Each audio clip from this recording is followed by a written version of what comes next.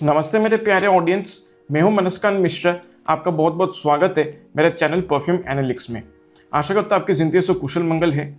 तो नया साल का सबसे पहला लॉन्ग फॉर्मेट वीडियो है और आज का वीडियो इसलिए मैं काफ़ी अलग करने वाला हूँ। अब देखिए, अगर आपने मेरे कंटेंट को अब तक फॉलो किया है तो आप जानते हैं कि मैं ज़्यादातर अब तक परफ्यूम रिव्यूज़, परफ्यूम रिकमेंडेशंस, तरह तरह के Indian houses, middle eastern houses, उनके मैंने रिव्यूज़ और रिकमेंडेशन वीडियोज़ मैंने ज़्यादातर बनाया हुआ है और कुछ हिडन जेम परफ्यूम्स को भी मैंने सजेस्ट किया है, ठीक है।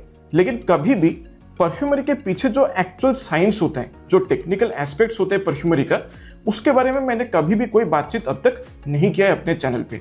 सो आज का वीडियो जो है that will be based on a very important topic when it comes to the technical aspects of perfumery, ठीक है। और मेरा ये मानना है कि ये वीडियो काफ़ी यूजफुल होगा और काफ़ी इंफॉर्मेटिव होगा, क्योंकि जो लोग परफ्यूम्स खरीदने का शौक रखते हैं या परफ्यूम्स एंथुसियास्ट हैं या फिर जो परफ्यूम को डेली बेसिस पे कंज्यूम करते हैं या फिर अलग अलग डीएनएस को एक्सपीरियंस करना चाहते हैं, उनके लिए ये टेक्निकल एस्पेक्ट के बारे में जानना भी काफ़ी ज़रूरी होता है। जब से perfume content creation social media platform से एक बहुत ही वेल डिफाइंड नीश की तरफ से रिकॉग्नाइज किया गया है, तब से लेके काफ़ी सारे रिव्यूअर्स हैं जो अलग अलग परफ्यूम्स का रिव्यू करते हैं, तरह तरह के परफ्यूम्स के बारे में बातचीत करते हैं, ठीक है। अब उन रिव्यूज में अक्सर वो क्या होता है कि बहुत सारे टेक्निकल टर्म्स का इस्तेमाल करते हैं जिसके बारे में ऑडियंस को कुछ खास पता नहीं होता है, ठीक है। अब अगर आप कोई भी परफ्यूम रिलेटेड चैनल को फॉलो करते हैं तो एक परफ्यूमरी टर्म है जो आजकल काफी ज्यादा फैशन में है और वो है परफ्यूम मैसरेशन, राइट। कई बार आपने मुझे ये कहते हुए सुना होगा और भी रिव्यूअर से उनको आपने कहते हुए सुना होगा कि भाई अगर परफ्यूम अच्छा परफॉर्म नहीं कर रहे हैं तो उसे मैसरेट कर दीजिए, अच्छा काम करने लगेगा, है ना। इवन बहुत सारे ऐसे ब्रांड्स भी हैं जो इस टर्म को अपने अपने हिसाब से मार्केट करते हैं और इसके साथ साथ हर रिव्यूअर का इस पर्टिकुलर टॉपिक के ऊपर अपना पर्सनल व्यूज भी होते हैं। जैसे कि कोई कहता है कि मैसरेशन से एक वीक परफ्यूम जो है वो बीस्ट मोड परफ्यूम में तब्दील हो जाता है। कोई कहता है कि मैसरेशन के दौरान बॉटल को शेक करना जरूरी होता है। कोई कहता है कि मैसरेशन को सनलाइट में करना चाहिए। कोई कहता है कि मैसरेशन करने के लिए फ्रिज में परफ्यूम को डाल देना चाहिए। कोई कहता है कि परफ्यूम को मैसरेट करने के लिए आपको कैप खोल के रख देना चाहिए। So everybody is having their own view. लेकिन आज मैं यहाँ पर आपको कोई भी मार्केटिंग ज्ञान या फिर व्हाट्सएप वाला मैसरेशन ज्ञान में आपको देने नहीं आया। आज मैं एक्चुअली आपको बताने आया हूँ कि प्योर परफ्यूमरी के हिसाब से मैसरेशन होता कैसे है और मैसरेशन से एंड रिजल्ट क्या एक्सपेक्ट करना चाहिए, the dos and don'ts of maceration. Maceration को लेकर जो काफ़ी सारे मिथ्स फैले हुए हैं उनको आज हम कुछ डिबंक करेंगे और इसके साथ साथ इंडियन परफ्यूम मार्केट को लेकर जो मैसरेशन का सच्चाई है वो क्या है और उस हिसाब से क्या इंडियन कंज्यूमर्स को एक नया बाइंग पैटर्न अज्यूम करना चाहिए परफ्यूम्स के खरीदारी को लेकर, वो भी हम बात करेंगे।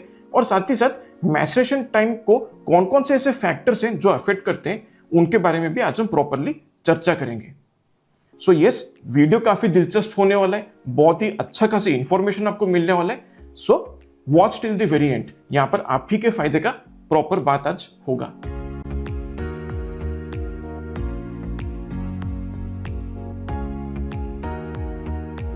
अब सबसे पहले डेफिनेशन को क्लियर करते हैं। What is maceration? जब एक परफ्यूम को बनाया जाता है तब उसमें कई सारे इंग्रेडिएंट्स को ऐड किया जाता है, जैसे कि essential oils, aroma chemicals, alcohol, molecular stabilisers, fixatives, diffusive agents, deionised water etcetera. ऐसे बड़े सारे इंग्रेडिएंट्स को एक साथ मिला के एक परफ्यूम को क्रिएट किया जाता है और फिर उस ब्लेंड को क्या किया जाता है कि उसको एक बहुत ही कंट्रोल्ड एनवायरनमेंट में कुछ सर्टेन कंडीशंस के अंदर उसको काफी टाइम के लिए सेटल होने के लिए अलाउ किया जाता है, ताकि जो भी इंग्रेडिएंट्स के इंडिविजुअल मॉलिक्यूल्स हैं वो एक दूसरे के साथ अच्छे से बॉन्ड हो जाएं, अच्छे तरीके से इंटीग्रेट हो जाए on a molecular level, right. तो उसी चीज को कहते हैं परफ्यूम मैसरेशन, ठीक है। अब मैसरेशन के दौरान एसेंशियली 4 चीजें होता है।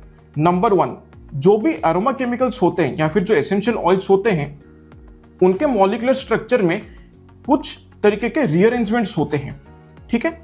और उसी वजह से क्या होता है कि वो एक दूसरे के साथ अच्छे से इंटरेक्ट करते हैं and they create very weak intermolecular bonds with each other. ठीक है, उसकी वजह से क्या होता है कि जो ओवरऑल रेट ऑफ एवेपोरेशन होता है ना, जो एवेपोरेशन पैटर्न होता है नोड्स का, वो काफी हद तक अफेक्ट होता है। Then second is integration with alcohol. अब एरोमा केमिकल्स के बीच बॉन्ड तो फॉर्म हो गया, फिर उनको अल्कोहल के साथ भी अच्छे तरीके से बॉन्ड को फॉर्म करना है। क्योंकि देखिए, किसी भी परफ्यूम में अगर अल्कोहल बहुत ही स्ट्रांगली महसूस होता हो, नाक को बिल्कुल अच्छे से चुभता हो, इसका मतलब ये क्लियर है कि अल्कोहल जो है वो आपका एसेंशियल ऑयल्स या अरोमा केमिकल्स के साथ अच्छे तरीके से बॉन्ड नहीं हुआ है। लेकिन इवेंचुअली ओवर टाइम जब परफ्यूम मैसरेट होता जाता है ना, तब ये जो अल्कोहल है वो अच्छे तरीके से बॉन्ड हो जाता है अरोमा केमिकल्स के साथ, और उसकी वजह से alcohol acts as a carrier for the aroma chemicals, जिसकी वजह से वो अरोमा केमिकल्स को अच्छे से कैरी करते हैं ताकि वो हवा में अच्छे तरीके से स्प्रेड हो सके। So after maceration, alcohol does not act as the superstar of the perfume. So it acts as a carrier for the perfume oil molecules. तीसरा चीज जो होता है वो एक बहुत ही माइनर प्रोसेस है बट स्टिल इंपॉर्टेंट है, उसका नाम है पॉलीमराइजेशन। अब ये जो प्रोसेस होता है ये ज्यादातर उन परफ्यूम्स में देखा जाता है जिसमें बहुत ही हेवी नेचुरल इंग्रेडिएंट्स का इस्तेमाल किया गया है, जैसे कि नेचुरल रेजिन्स, बाल्सम्स, लैब्डेनम रेजिनोइड, इवन कुछ नेचुरल आइसोलेट्स भी जैसे कि कुमरिन है, वनिलिन है। ऐसे इंग्रेडिएंट्स क्या होता है ना, मैसरेशन के दौरान उनके अंदर थोड़ा बहुत स्लो ऑक्सीडेशन प्रोसेस जो है वो चलता रहता है, जिसकी वजह से उनमें एक किस्म का डेप्थ महसूस होता है और साथ ही साथ जो ओवरऑल कॉम्पोजिशन है वो भी काफी वेल राउंडेड महसूस होता है। एंड फाइनली नंबर 4 जो होता है मैसरेशन के दौरान, वो ये है कि बिल्कुल टॉप नोट्स में कुछ बहुत ही वोलेटाइल कंपाउंड्स होते हैं जो बिल्कुल अनप्लेजेंट लगते हैं, काफी शार्प, पंची और एजी महसूस होते हैं, जो बिल्कुल भी डिजायरेबल नहीं है। वो क्या होता है, एवेपोरेट हो जाता है, जिससे कि जो एक्चुअल टॉप नोट्स का एसेंस जो है वो अच्छे से रिटेन हो जाता है। ठीक है, and this is a desirable thing to happen, and this in no way indicates a loss in quality of the perfumes top notes, right. So ये 4 चीजें एसेंशियली होते हैं मैसरेशन के दौरान। अब एंड रिजल्ट में एक्सपेक्ट क्या करना चाहिए हमें? क्या इन 4 चीजों के होने के बाद एक परफ्यूम ज्यादा पावरफुल बन जाता है? नहीं, बिल्कुल नहीं। क्या होता है यहाँ पर, परफ्यूम का जो ब्लेंड क्वालिटी है वो ज्यादा रिफाइंड लगने लगता है, अल्कोहल ब्लास्ट जो है वो काफी ज्यादा स्मूथ आउट हो जाता है, नोट्स भी काफी स्मूथली अपीयर करते हैं, और खासतौर पे टॉप, मिड और बेस नोट्स में जो ट्रांजिशन होता है ना नोट्स का, वो काफी स्मूथ और वेल डिफाइंड लगता है। So this is the end result of maceration. और ये बात हमेशा आप याद रखिएगा, मैसरेशन जो होता है वो परफ्यूम का क्वालिटी को इंप्रूव करने के लिए होता है, ना कि परफ्यूम को पावरफुल बनाने के लिए होता है। मैसरेशन हमेशा परफ्यूम को पावरफुल नहीं बनाता है, मैसरेशन परफ्यूम को सिर्फ रिफाइंड और पॉलिश्ड बनाता है। ठीक है, अब एक और बड़ा कॉमन सवाल ये है कि क्या मैसरेशन के दौरान प्रोजेक्शन और लॉन्जेविटी इंप्रूव होता है? मैं कहूंगा कि indirectly yes, but not every time. अगर मैसरेशन के बाद आपको परफ्यूम का लॉन्जेविटी में और समटाइम्स इवन प्रोजेक्शन में अगर आपको एक माइनर इंप्रूवमेंट दिखता है, that is purely because of the reason that जो अल्कोहल है वो अरोमा केमिकल्स के साथ बहुत ही बढ़िया तरीके से बॉन्ड किया है, जिसकी वजह से उनका परफॉर्मेंस में आपको थोड़ा बहुत चेंजेस महसूस होता है, इंप्रूवमेंट महसूस होता है, right. Because the way in which the alcohol bonds with the aroma chemicals, that will definitely improve the rate of evaporation or the evaporation pattern of the different notes of the perfume। अब इस बात पे आते हैं कि जो बड़े बड़े लग्जरी, डिजाइनर और नीश परफ्यूम ब्रांड्स जो होते हैं वो अपने परफ्यूम्स को किस तरीके से इंडस्ट्रियल तरीके से मैसरेट करते हैं। ठीक है, सो स्टेप नंबर 1, सबसे पहले परफ्यूम का ब्लेंड को क्रिएट किया जाता है, और यहाँ पर परफ्यूम ब्लेंड का मतलब है परफ्यूम ऑयल कॉन्सेंट्रेट, मतलब सिर्फ एसेंशियल ऑयल और अरोमा केमिकल्स को ही मिक्स किया जाता है, कोई भी alcohol, fixative, diffusive agent, deionised water या मॉलिक्यूलर स्टेबलाइजेशन एजेंट्स को यूज नहीं किया जाता है। ओके, उसके बिना सिर्फ अरोमा केमिकल्स और जो परफ्यूम ऑयल्स यूज होता है उसको लेकर जो ब्लेंड बनते हैं ना, उसको परफ्यूम ऑयल कॉन्सेंट्रेट कहा जाता है। फिर उस परफ्यूम ऑयल कॉन्सेंट्रेट को डिजायर्ड लेवल्स तक डाइल्यूट किया जाता है using all of this substances that I just mentioned. ठीक है, डिपेंडिंग ऑन आपको कॉन्सेंट्रेशन कैसा चाहिए, like if you want EDT concentration, EDP concentration, parfum concentration और एक्सरे कॉन्सेंट्रेशन, उसी हिसाब से जो अल्कोहल, फिक्सेटिव्स, डाइल्यूटिंग एजेंट्स जो होते हैं उनको मिक्स किया जाता है परफ्यूम ऑयल कॉन्सेंट्रेट के साथ।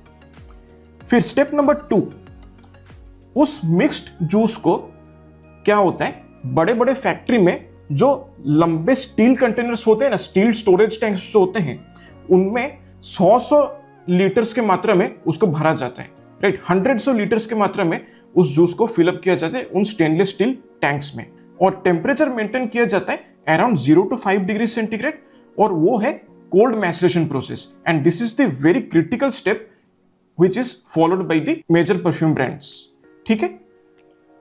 अब ये जो कोल्ड स्टोरेज में परफ्यूम को रखा जाता है, that is generally for a period of 2 to 6 weeks, और कभी कभार अगर कॉम्पोजिशन बहुत ज्यादा हैवी होता है तो अक्सर 10 वीक्स भी लगता है, या फिर 12 वीक्स या उससे ज्यादा टाइम भी लग सकता है।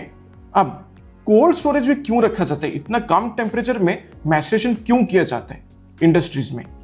कोल्ड टेम्परेचर रखने का 2 बहुत बड़ा फायदा होता है। फायदा नंबर 1 ये है कि एक तो इतना लंबा ड्यूरेशन तक जो जूस स्टोर होकर रहता है ना, जो ठंड होता है वो जूस का क्वालिटी को बिगड़ने नहीं देता। It prevents the juice quality from degrading, ये पहला चीज है। दूसरा फायदा ये है कि कोल्ड प्रोसेस की वजह से जो भी इंप्योरिटीज होते हैं, वैक्सेस होते हैं, या फिर जो इनसॉल्युबल कंपोनेंट्स होते हैं ना, जो जूस में पूरी तरह से ब्लेंड हो नहीं पाते हैं, वो पूरी तरह से नीचे सेटल डाउन होकर एक प्रेसिपिटेट क्रिएट करते हैं, ठीक है। So these are the 2 main reasons जिसकी वजह से कोल्ड मैसरेशन प्रोसेस जो है वो इंडस्ट्री से फॉलो किया जाता है, राइट। अब step number 3, that is filtration. Filtration में क्या होता है, प्रेसिपिटेशन हो गया इंप्योरिटीज का, अब क्या करते हैं, उस जूस को बहुत ही कम टेम्परेचर में, काफी हाई प्रेशर में, काफी सारे माइक्रो फिल्टर्स के थ्रू उनको पास किया जाता है, जिसकी वजह से जो वैक्सेस, इंप्योरिटीज और जो रेजिन्स होते हैं वो पूरी तरह से फिल्टर आउट हो जाता है।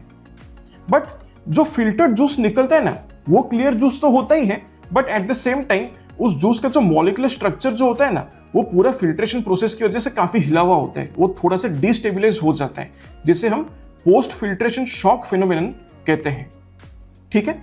अगर आप कहेंगे तो उसको लेकर एक सेपरेट वीडियो बनाऊंगा, बड़ा ही इंटरेस्टिंग साइंस है वो। फिर उस पोस्ट फिल्ट्रेशन शॉक से रिकवर करने के लिए उस परफ्यूम को स्टेप नंबर 4 से गुजरना पड़ता है, जो है मैच्योरेशन। सो जो फिल्टर्ड जूस है उसको लगभग 1 से 4 हफ्ते तक अच्छे तरीके से सेटल होने के लिए अलाउ किया जाता है, ठीक है, ताकि जो बॉन्ड्स ब्रेक हुए थे फिल्ट्रेशन के दौरान वो वापस से रीस्टेबलाइज हो जाए, और जो एवेपोरेशन कर्व बिगड़ गया था लिक्विड का वो पूरी तरह से स्टेबलाइज हो जाए। So this step number 4, that is maturation, that basically allow us for post filtration shock recovery, यानी कि PFSR जो कहा जाता है परफ्यूमरी लैंग्वेज में, ठीक है। So this is like the last invisible step of perfumery, जिसके बारे में अक्सर बातचीत नहीं होता है। और ये जो post filtration shock recovery process जो होता है ना, वो कभी भी फैक्ट्री के टैंक्स में नहीं होते हैं, वो फाइनल बॉटलिंग के बाद ही होता है, ठीक है। अब ये जो पोस्ट फिल्ट्रेशन शॉक फिनोमेनन है, इसको लेकर एक बहुत ही बढ़िया एग्जांपल मैं आपको बताता हूं। आपने अक्सर ये चीज एक्सपीरियंस किया होगा कि एक परफ्यूम का टेस्टर बॉटल अगर आप लाते हैं, उसका परफॉर्मेंस, उसका खुशबू आपको बहुत ही बढ़िया मिलता है, लेकिन सेम परफ्यूम का बिल्कुल brand new seal packed bottle अगर आप टेस्ट करेंगे ना, तो वो आपको वीक लगता है। ऐसा क्यों? The answer lies in the post filtration shock phenomenon. उस चीज को लेकर अगर आप कहेंगे तो मैं एक सेपरेट वीडियो भी बना लूंगा, बड़ा इंटरेस्टिंग चीज है। अब जब परफ्यूम मैसरेशन के बारे में हम बात कर ही रहे हैं, तो इस टॉपिक में एक बहुत ही बड़ा सा कंफ्यूजन जो एक है वो मैं यहां पर क्लियर करना चाहता हूं। काफी सारे लोग और इवन काफी सारे परफ्यूम रिव्यूअर्स भी जो होते हैं, वो खास तौर पे 3 टर्म्स को बहुत ही इंटरचेंजेबली इस्तेमाल करते हैं, और वो 3 टर्म्स है मैसरेशन, मैच्योरेशन एंड एजिंग, ठीक है। ये 3 टर्म्स जो है वो काफी इंटरचेंजेबली यूज किया जाता है बाय लॉट ऑफ पीपल। लेकिन क्या ये 3 टर्म्स एक समान है? नहीं। तीनों चीजें जो होता है ना, वो एक परफ्यूम के अलग अलग स्टेजेस में होता है। एक बहुत ही सिंपल ब्रेकडाउन मैं आपको देता हूं, जिससे कि इन तीनों स्टेजेस के बीच जो फर्क है वो आपको अच्छे से समझ में आ जाएगा। मैसरेशन कब होता है? मैसरेशन होता है परफ्यूम ब्लेंड क्रिएट होने के बाद और फिल्ट्रेशन प्रोसेस से पहले, ठीक है। मैच्योरेशन कब होता है? जब परफ्यूम फिल्टर हो जाता है और जब वो post filtration shock recovery process में चला जाता है, तब जब परफ्यूम को सेटल करने के लिए अलाउ किया जाता है, उसको मैच्योरेशन पीरियड कहा जाता है, ठीक है। और फाइनली एजिंग क्या होता है? जब आप परफ्यूम बॉटल को खरीद लेते हैं और over a very long period of time उसका खुशबू जो है वो बदल जाता है, बेटर हो जाता है, उसको हम एजिंग कहते हैं। इसलिए अक्सर आपने एक्सपीरियंस किया होगा बड़े सारे मिडिल ईस्टर्न परफ्यूम ब्रांड्स के साथ कि उनका बॉटल आप अगर खरीद कर रखते हैं and over a period of certain years the perfume actually starts to smell better and better. So that is purely due to the process of ageing, not maceration.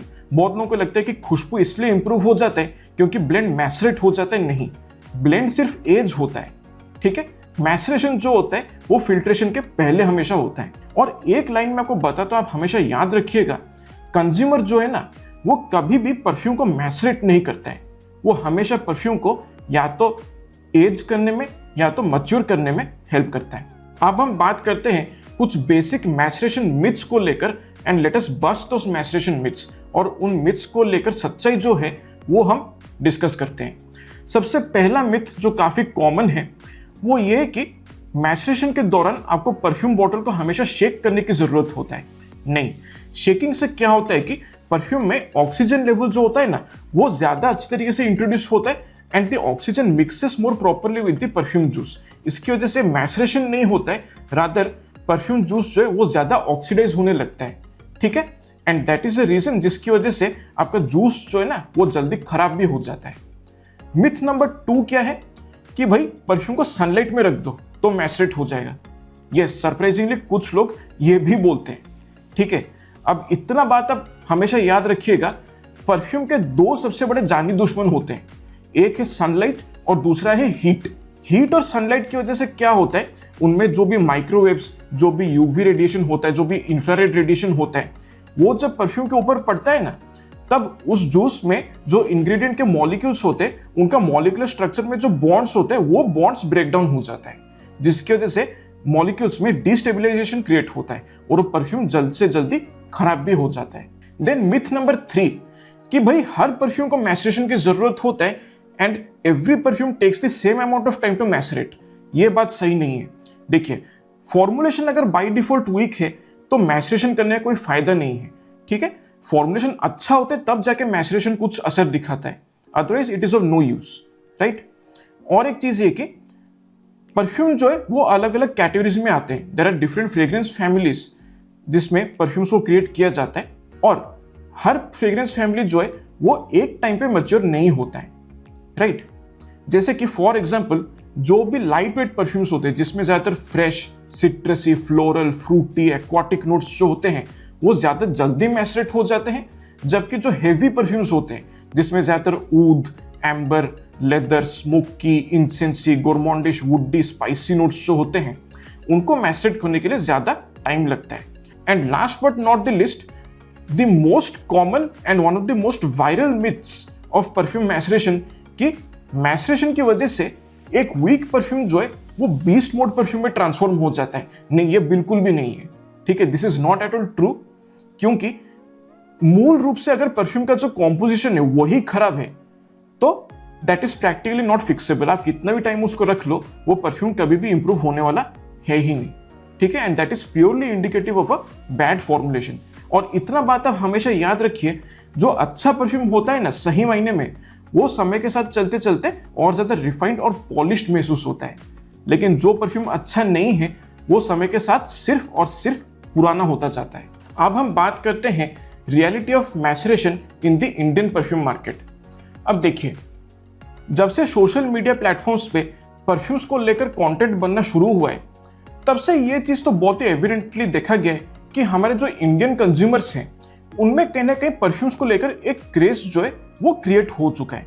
और खास तौर पे जो मिडिल ईस्टर्न परफ्यूम हाउसेस हैं, जो clone houses हैं, जो काफी बजट फ्रेंडली प्राइसेस में बड़े से बड़े एक्सपेंसिव डिजाइनर या नीश परफ्यूम के डीएनए को क्लोन करके जो जनरल कंज्यूमर्स होते हैं जो उतना महंगा परफ्यूम्स को अफोर्ड नहीं कर सकते, कम प्राइसेस में उन डीएनएस का एक्सपीरियंस को प्रोवाइड करवाते हैं।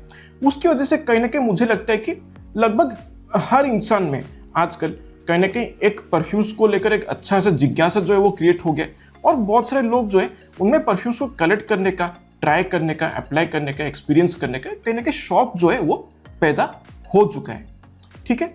अब ये जो परफ्यूम का जो ग्रोइंग शौक है ना कंज्यूमर्स का, उसको कैटर करने के लिए आए दिन लाइक एवर सिंस मिड 2023 काफी सारे नए नए परफ्यूम ब्रांड्स जो है वो मार्केट में उतर रहे हैं, राइट। और आजकल सीन तो ऐसा हो चुका है कि अगर आप रात को सो के अगर उठ जाते हैं ना, तो ऐसा लगता है कि मार्केट में और 10-15 परफ्यूम ब्रांड्स जो है वो आ जाते हैं। Perfume brands are literally mushrooming like anything in our country and 98% of those perfume brands are mostly clone houses जो सिर्फ एग्जिस्टिंग डिजाइनर या नीश परफ्यूम डीएनएस को क्लोन करते हैं and providing it to the masses at affordable prices. अब एक चीज को लेकर आप सब लोग मेरे साथ सहमत जरूर होंगे कि आजकल देखिए हाइप कल्चर जो है वो बड़ा फैशन में है, ठीक है। इंस्टाग्राम पे परफ्यूम पे जो रील्स बनते हैं वो ताबड़तोड़ वायरल हो जाते हैं। यूट्यूब पे जो शॉर्ट्स डाले जाते हैं परफ्यूम्स को लेकर उन पे रातों रात मिलियंस में लाखों में व्यूज आ जाते हैं। एंड वंस मल्टीपल रिव्यूअर्स और perfume influencers start highlighting a certain perfume on their Instagram pages or their YouTube channels very frequently in their review videos or their recommendation videos, तब क्या होता है, लोगों में क्यूरियोसिटी क्रिएट हो जाता है कि भाई हर दूसरा तीसरा रिव्यूअर जो है वो इस पर्टिकुलर परफ्यूम को काफी हाईलाइट कर रहे हैं, काफी चर्चा में है, तो क्या ये परफ्यूम एक्चुअली उतना अच्छा है? तो ये क्यूरियोसिटी जो है क्रिएट हो जाता है एक कंज्यूमर में और वो बोलते हैं चलो खरीद के ट्राई करते हैं। सो क्या होता है, कंज्यूमर ब्रांड के वेबसाइट को जाता है, उस परफ्यूम को सिलेक्ट करता है और फिर ऑर्डर नाउ या बाय नाउ बटन को क्लिक कर देता है। सो नतीजा क्या निकलता है कि there is a sudden rise और a sudden spike in the demand of the orders of a particular brand. अब ये जो sudden rise in consumer demand जो आ जाते हैं ना, जो सडन स्पाइक आ जाते हैं कंज्यूमर डिमांड में, जो बड़े बड़े वेल एस्टेब्लिश्ड परफ्यूम ब्रांड्स हैं वो काफी बढ़िया तरीके से इस चीज को हैंडल कर लेते हैं, ठीक है, क्योंकि उनके पास उतना ज्यादा रिसोर्सेस है इन चीज को हैंडल करने के लिए। प्रॉब्लम होता है नए नए परफ्यूम ब्रांड्स को जिन्होंने बिल्कुल नया शुरुआत किया है और वो अच्छा परफ्यूम बना रहे हैं और किसी रिव्यूअर के नजर में आ गया और उन्होंने अचानक से अपने चैनल पे उसको हाइप अप कर दिया, तो मुश्किल हो जाता है। या फिर कुछ ब्रांड्स जो बहुत ही छोटे लेवल पे ऑपरेट करते हैं, ठीक है, उनको ये चीज हैंडल करने काफी मेजर प्रॉब्लम होता है। क्यों ऐसा होता है? क्योंकि ये जो ब्रांड्स जो बहुत ही छोटे लेवल पे ऑपरेट करते हैं, they have access to very limited resources, उनके पास लिमिटेड प्रोडक्शन फैसिलिटी होता है, उनके पास बहुत ही लिमिटेड वर्किंग कैपिटल होता है, बहुत ही लिमिटेड टैंक साइज होता है जिसमें वो परफ्यूम्स को मैसरेट कर सकते हैं या स्टोर कर सकते हैं, ठीक है। And on top of all of that there is a big pressure on them कि जो स्पाइक आ रहा है ना कंज्यूमर डिमांड में, उसको बहुत ही जल्दी कैटर करना होता है, ठीक है। They have a huge pressure to deliver the products very swiftly to the consumers, जिसकी वजह से they are pushed to increase the size of their inventory. अब कॉन्सिक्वेंटली क्या होता है, ब्रांड्स ये कहते हैं कि भाई इतने सारे कंज्यूमर डिमांड्स को मीट करना इतने कम टाइम में नामुमकिन है, तो इसलिए हम मैसरेशन और पीएफएसआर वाला जो स्टेप होता है परफ्यूम को बनाने में, उसको हम स्किप कर देते हैं। उन दोनों स्टेप्स को गोली मारो, परफ्यूम बनाओ, बॉटल करो और ताबड़तोड़ कस्टमर को भेज दो, ताकि वो बॉटल जो है वो जल्द से जल्द कस्टमर के पास पहुंच जाए और कस्टमर का जो ओवरऑल बाइंग एक्सपीरियंस है वो अच्छा रहे, ठीक है। तो ये मोटिव होता है। तो ब्रांड्स जो होते हैं ना, जो मैसरेशन या पीएफएसआर वाले स्टेप्स को जो स्किप करते हैं, जो कि बहुत ही क्रूशियल स्टेप्स होते हैं किसी परफ्यूम को क्रिएट करने में, क्या उसके पीछे ब्रांड्स से कोई इविल इंटेंशन होता है या फिर कोई मतलब एक साइकोलॉजी होता है कि नहीं हम लोग ऐसा करके कस्टमर्स को चीट करेंगे? नहीं, ऐसा बिल्कुल भी नहीं है, ठीक है। It is purely out of share business pressure and their operation with very limited available resources. उसकी वजह से क्या होता है कि वो मजबूरन इन दोनों क्रूशियल स्टेप्स को स्किप करते हैं। But all things said and done, मैं ये कहूंगा कि इवेंचुअली मैसरेशन का जो रेस्पॉन्सिबिलिटी है ना, वो ब्रांड और परफ्यूमर का ही रेस्पॉन्सिबिलिटी होता है, ठीक है। जो ब्रांड परफ्यूम को क्रिएट करता है, जो परफ्यूमर उस परफ्यूम को बनाता है, मैसरेशन उसी का जिम्मेदारी होता है। इसलिए ब्रांड्स जब मैसरेशन को स्किप कर देते हैं ना, तो ये पूरा जिम्मेदारी जो है वो कंज्यूमर के ऊपर आ जाता है। और कंज्यूमर को आजकल चाहिए भाई रेडी टू यूज प्रोडक्ट, कि मतलब बॉक्स से निकाला, कैप खोला, स्प्रे किया और इमीडिएटली अच्छा क्वालिटी और परफॉर्मेंस मिला, ठीक है। यही कंज्यूमर का मंशा होता है, लेकिन रियलिटी में रेडी टू यूज प्रोडक्ट नहीं मिलता है, जिसकी वजह से कंज्यूमर का एक माइंडसेट होता है कि भाई ब्रांड ने कहने के हमको धोखा दे दिया, या फिर ब्रांड ने शायद हमको चीट किया है थोड़ा सा, या फिर ब्रांड ने जो है उसने अपना जिम्मेदारी को ठीक से नहीं निभाया है, राइट। सो मेरा मकसद ये चीजें बोलने का ये था कि मैं यहाँ पर किसी भी कंज्यूमर का बिलीफ को टारगेट नहीं कर रहा हूँ या फिर किसी ब्रांड के नियम को या एथिक्स को टारगेट नहीं कर रहा हूँ। मैंने यहाँ पर दो चीजें प्रोवाइड किया है, एक है ब्रांड का पर्सपेक्टिव, ब्रांड जो करता है वो क्यों करता है, और कंज्यूमर का जो एक टिपिकल थॉट प्रोसेस होता है, ये दोनों मैंने इस सेक्शन में प्रोवाइड किया है, ताकि आगे चल के मुझे लगता है कि अगर ब्रांड्स और कंज्यूमर्स में एक तरीके का म्यूचुअल अंडरस्टैंडिंग अगर हो सकता है, तो मुझे लगता है कि ये जो छोटे मोटे गैप्स रहते हैं ना मार्केट्स में सप्लाई डिमांड को लेकर, उस चीज का एक कोई प्रॉपर सोल्यूशन आगे चल के निकल सकता है, ऐसा मेरा पर्सनल बिलीफ है। अब आते हैं इस वीडियो के सबसे इंपॉर्टेंट और सबसे प्रैक्टिकल एस्पेक्ट पे। बड़े सारे लोग मुझे कमेंट से पूछते हैं या डीएम करके पूछते हैं कि भैया अगर ब्रांड जो है वो परफ्यूम्स अपने तरह से मैस्टरेट नहीं करते हैं because of what ever limiting factors they have, तो हम लोग पर्सनली अपने घर पे क्या ऐसे मेजर्स ले सकते हैं ताकि वो परफ्यूम जो है वो सही तरीके से मैस्टरेट हो जाए। So now is the time to drop an epic truth bomb. एक बात आप हमेशा याद रखिएगा कि once a perfume is bottled, उसके बाद true maceration of the perfume is technically not possible. ठीक है, इसलिए मैंने पहले कहा था कि कंज्यूमर जो है वो परफ्यूम को कभी मैसरेट नहीं करता है, वो परफ्यूम को सिर्फ एज या मैच्योर करने में हेल्प कर सकता है। ठीक है, तो आप परफ्यूम को टेक्निकली मैसरेट तो कभी नहीं कर सकते हो, इट्स अ फैक्ट। बट क्या आप कर सकते हो, जो परफ्यूम ब्लेंड आपके पास है फाइनल बॉटल में, उसको आप मैच्योर करने में और एज करने में आप हेल्प कर सकते हो। ठीक है, अब यह भी एक बहुत ही बड़ा वायरल मिथ है कि क्योंकि फैक्ट्रीज में कोल्ड मैसरेशन प्रोसेस यूज होता है, तो हम कंज्यूमर लोग अपने घर में भी इस तरीके का मैसरेशन प्रोसेस को रिक्रिएट कर सकते हैं by keeping our perfume bottles in our refrigerator या फिर डीप फ्रीजर सेक्शन जो होता है उसमें परफ्यूम बॉटल्स को रख के हम उसको मैसरेट कर सकते हैं। बट क्या ये चीज एक्चुअली सच है? नहीं, ऐसा नहीं है, क्योंकि फैक्ट्री में जो स्टेनलेस स्टील टैंक में जो कंडीशंस होते हैं ना, जो प्रेशर कंडीशंस होते हैं, जो टेम्परेचर कंडीशंस होते हैं, जो स्टेबिलिटी वाला कंडीशंस जो होता है ना, वो आप अपने घर में कभी भी रिक्रिएट नहीं कर सकते हैं। The refrigerator is not powerful enough to simulate the exact conditions that is present in a factory cold maceration process stainless steel tank. Right, इतना बात आप अच्छे तरीके से समझ लीजिए। ठीक है, फैक्ट्री कंडीशंस को आप कभी भी घर पे रिक्रिएट नहीं कर सकते। That is the main reason which is why you cannot macerate your perfumes in your house. और उसके पीछे भी एक बहुत लंबा चौड़ा साइंस है, अगर आप कहेंगे तो उसके ऊपर एक सेपरेट वीडियो बन सकता है और वो भी बड़ा इंफॉर्मेटिव वीडियो होगा। बस अभी के लिए आप इतना जान लीजिए that refrigeration process in your house is not equal to a factory cold storage maceration procedure.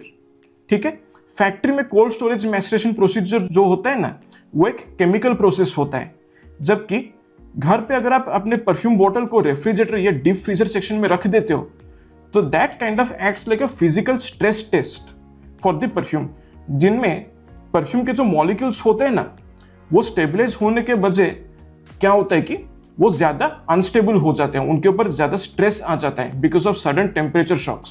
सो ये चीज नहीं करना होता है। और बहुत सारे लोग मैं जानता हूं आके कमेंट से बोलेंगे कि भाई फैक्ट्री में तो कोल्ड स्टोरेज जो है उसमें भी 0 to 5 डिग्रीज रखा जाता है, यहाँ पर आपने रेफ्रिजरेटर में भी आराम से 0 to 5 डिग्रीज मेंटेन कर सकते हैं, तो दोनों तो सेम ही काम करेंगे ना? नहीं, this is an over simplification that is being done over here, क्योंकि दोनों सिचुएशन में डायनेमिक्स जो होता है ना पैरामीटर्स का, वो बिल्कुल अलग होता है।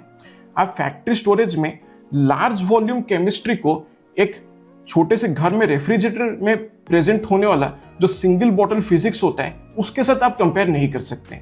So that's a thing. But मैं जानता हूँ कुछ लोग आएंगे कमेंट से बोलेंगे कि भाई हमने तो परफ्यूम को रेफ्रिजरेटर में रखा और हमारा परफ्यूम जो है वो इंप्रूव हो गया। आपका एक्सपीरियंस जो है वो बिल्कुल भी गलत नहीं है, it is the very right experience that you are having, और उस एक्सपीरियंस के पीछे भी बड़े सारे तगड़े टेक्निकल रीजंस हैं। अगर आप कहेंगे तो उस वीडियो में उसको डिटेल में कवर करूंगा ताकि पूरा क्लैरिटी आपको मिल जाए। और इतना आप याद रखिएगा, रेफ्रिजरेटर में अगर आप डाल देते ना, भले ही शॉर्ट टर्म में आपका परफ्यूम में कोई भी डैमेज महसूस ना हो, लेकिन लॉन्ग टर्म में आपका परफ्यूम जो है वो जल्दी खराब होने का चांसेस रहता है। मेन पॉइंट पे आते हैं कि घर पे अगर हम मैसरेट नहीं कर सकते तो परफ्यूम को एज या मैच्योर कैसे करें। देखिए, सबसे पहली बात, जब एक परफ्यूम क्रिएट होता है ना, तब क्या होता है जो परफ्यूम ऑयल और अल्कोहल होता है वो एक दूसरे के साथ प्रॉपरली इंटीग्रेट नहीं हुए होते हैं, ठीक है। So it is kind of like a marriage.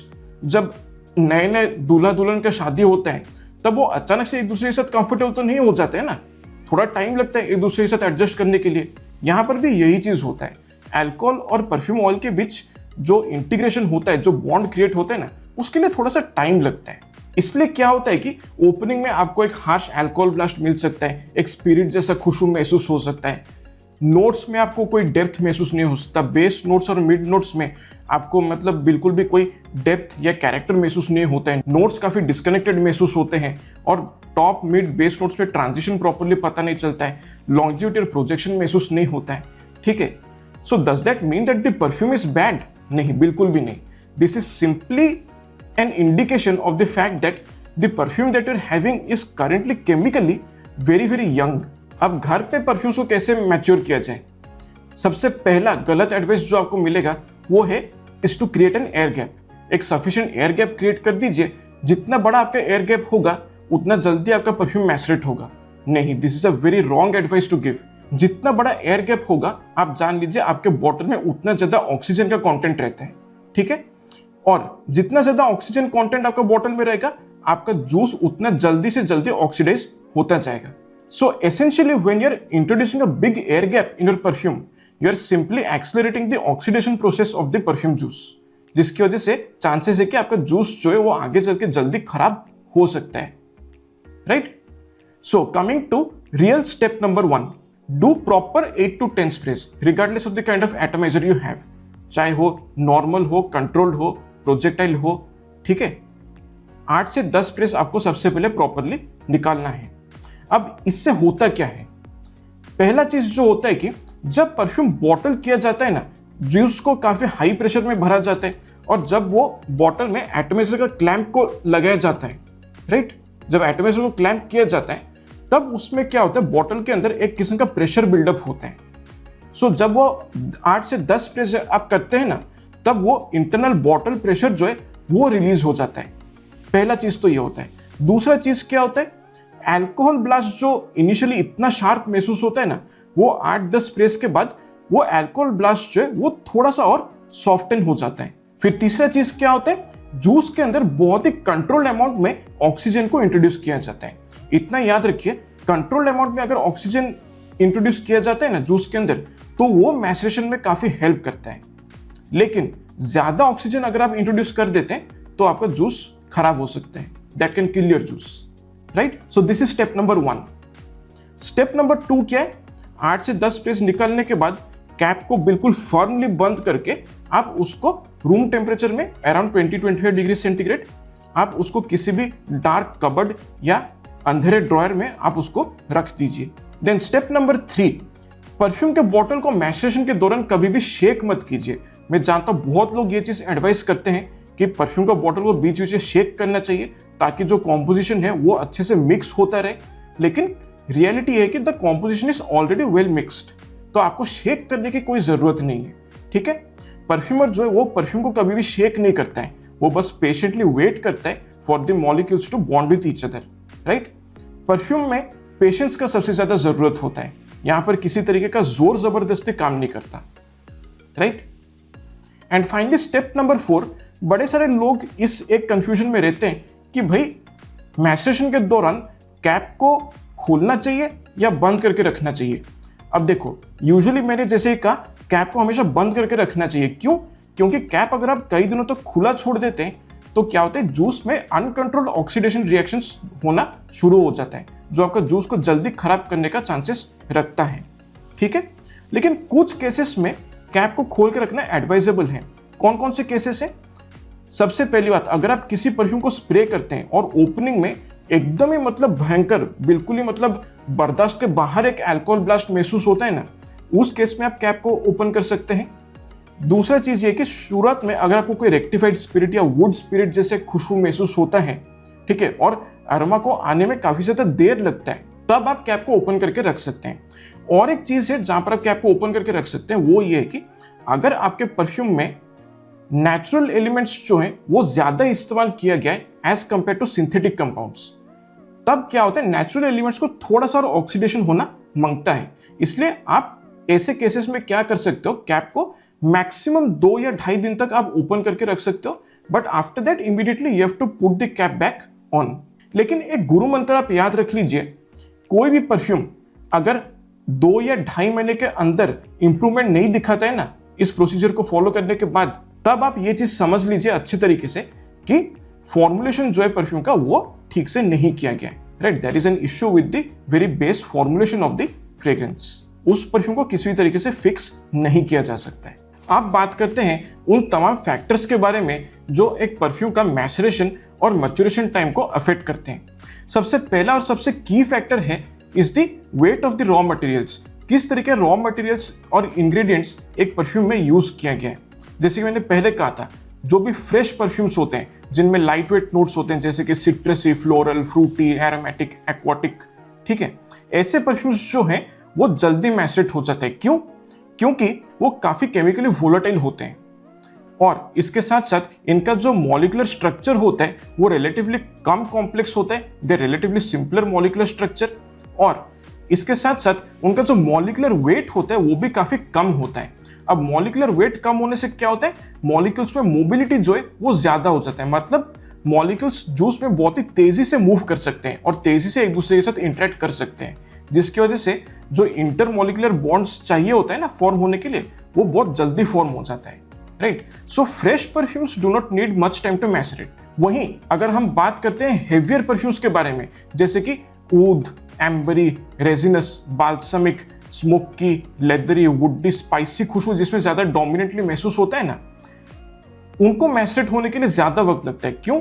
क्योंकि केमिकली उनका जो स्ट्रक्चर है वो काफी स्टेबल होता है, कम वोलेटिलिटी होता है उनका, और इसके साथ साथ उनका जो मॉलिक्यूलर स्ट्रक्चर होता है वो भी काफी कॉम्प्लेक्स होता है, and there molecular weight is also much higher as compare to the lighter molecules.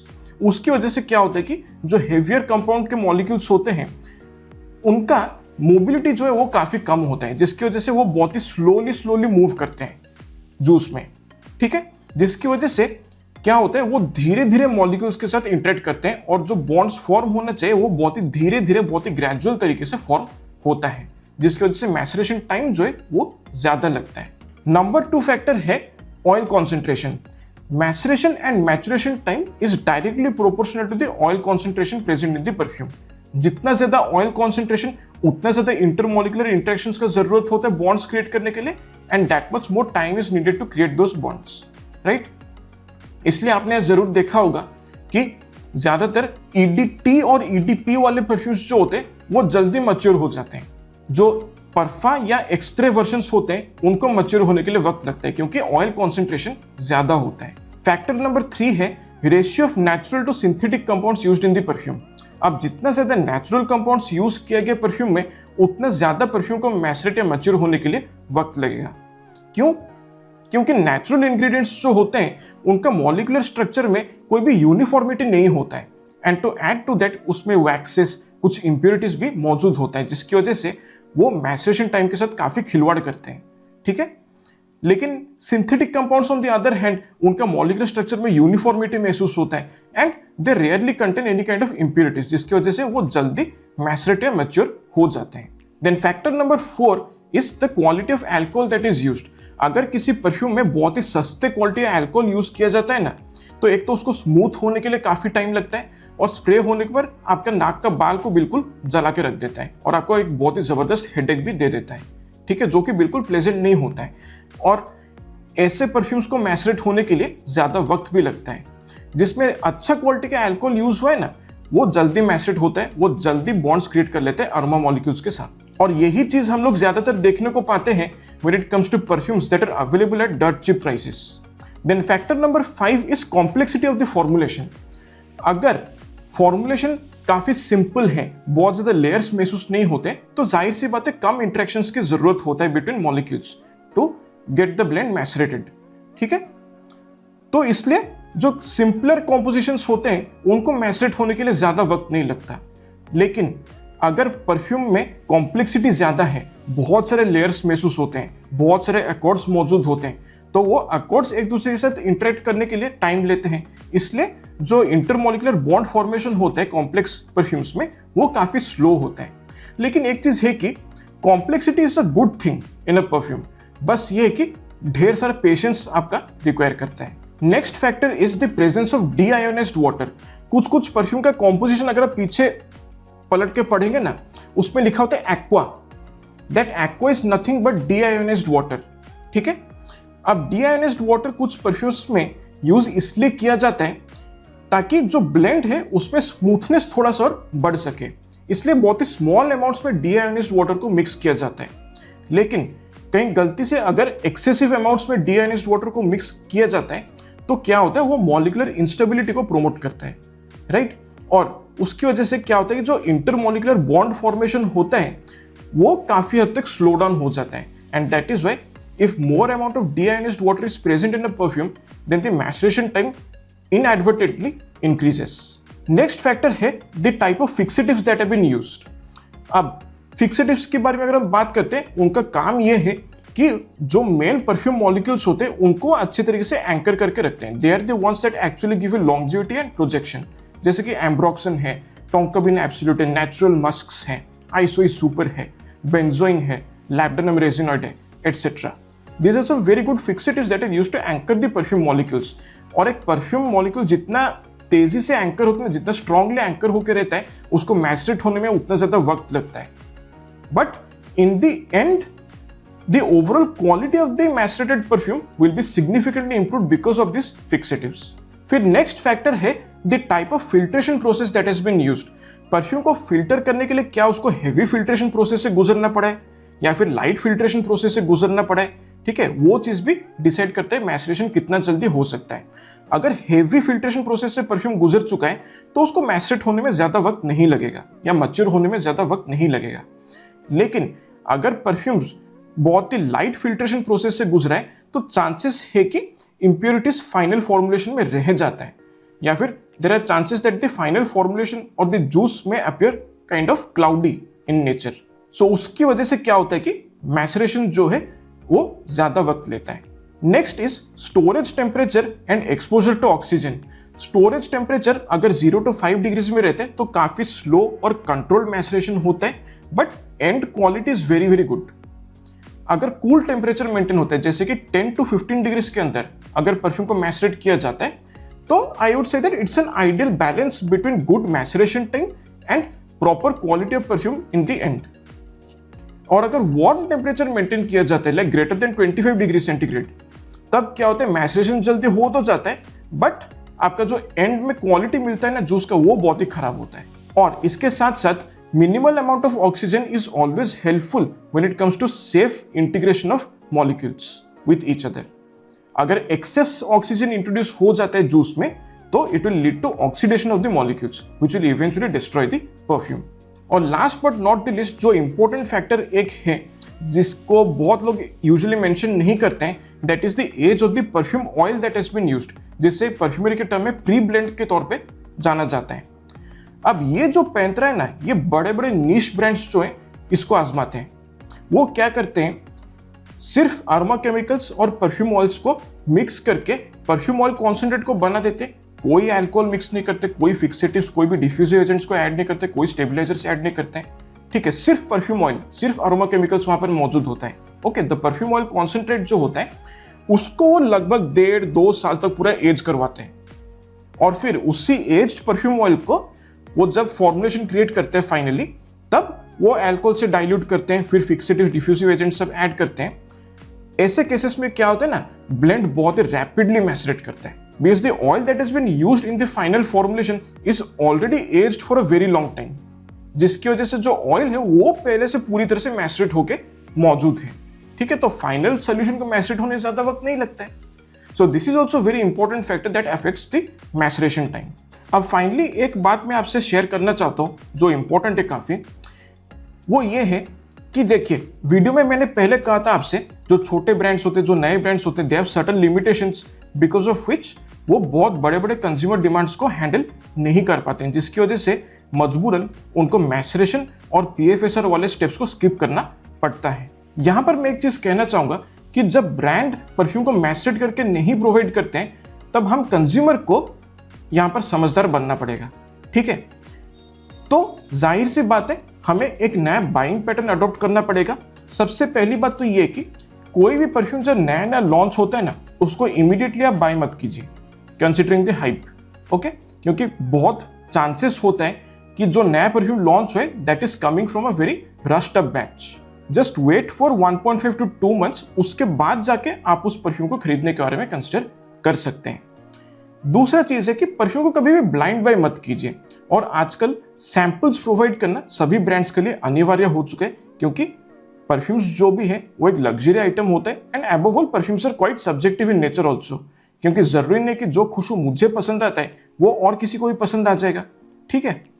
सो ऐसे में क्या होता है कि सैंपल्स में या फिर डीकेड्स में आप ज्यादा अपना पैसा इन्वेस्ट करें। सैंपल्स जो है वो ज्यादा जल्दी मैच्योर होते हैं, और उनका जो ट्रू सेंट कैरेक्टरिस्टिक होता है वो जल्दी रिवील हो जाता है, राइट। और अगर आपको पसंद नहीं आता है तो कम से कम थोड़ा सा कम जी जलता है कि भाई थोड़ा सा कम पैसा वेस्ट हो। अगर ब्लाइंडली पूरा बॉटल खरीद लेते तो शायद ज्यादा पैसा वेस्ट हो जाता।